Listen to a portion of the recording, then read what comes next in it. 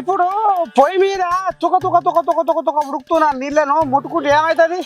సర్ర కాలుతాయి ఇక అర్థమైంది. మరి గట్ట కాయలే అని రెండోసారి ముట్టుకుంటాం. బిడ్డ ద్వారా ముట్టుకోము అమ్మో, ఎందుకంటే కాలుతాయి అని తెలిసింది కాబట్టి. ఇక మరి రెండోసారి కూడా జగన్ ముఖ్యమంత్రిని చేస్తే కథ గీరకంగా అవుతుంది అనుకొస్తుండ్రు. అమ్మో నీ దండం పెట్టి చూద్దాం పరి.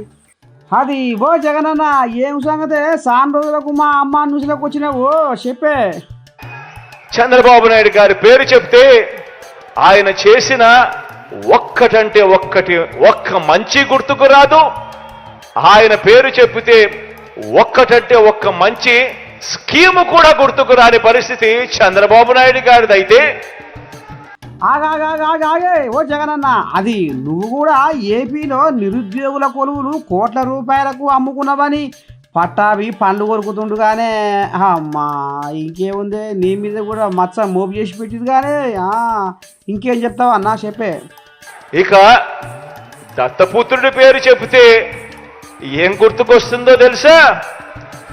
నా అక్క చెల్లెమ్మలకు దత్తపుత్రుడి పేరు చెబితే వివాహ వ్యవస్థను భ్రష్టు పట్టించే ఓ మోసగాడు గుర్తుకొస్తాడు.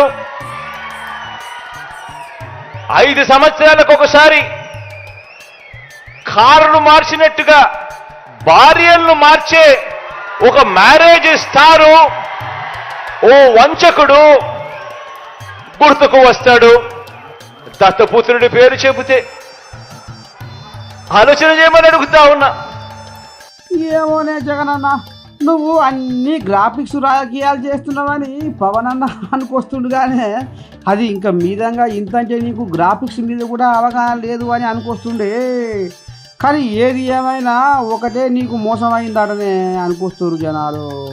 కొలువులు రాక నిరుద్యోగులు బయటి రాష్ట్రాలకు వలసలు పోతుంటే నువ్వు డిప్యూటీ కలెక్టర్ పోస్టుతో సహా నీ దండం పెట్టి 2.5 కోట్లకు లంచం తీసుకొని అమ్ముకున్నదే నీ పెద్ద గుడిసికి ఎసరు పెట్టే కోపు ఉందాట అని జనాలు గుసగుస పెట్టుకుంటున్నాడు కానీ జగనన్న.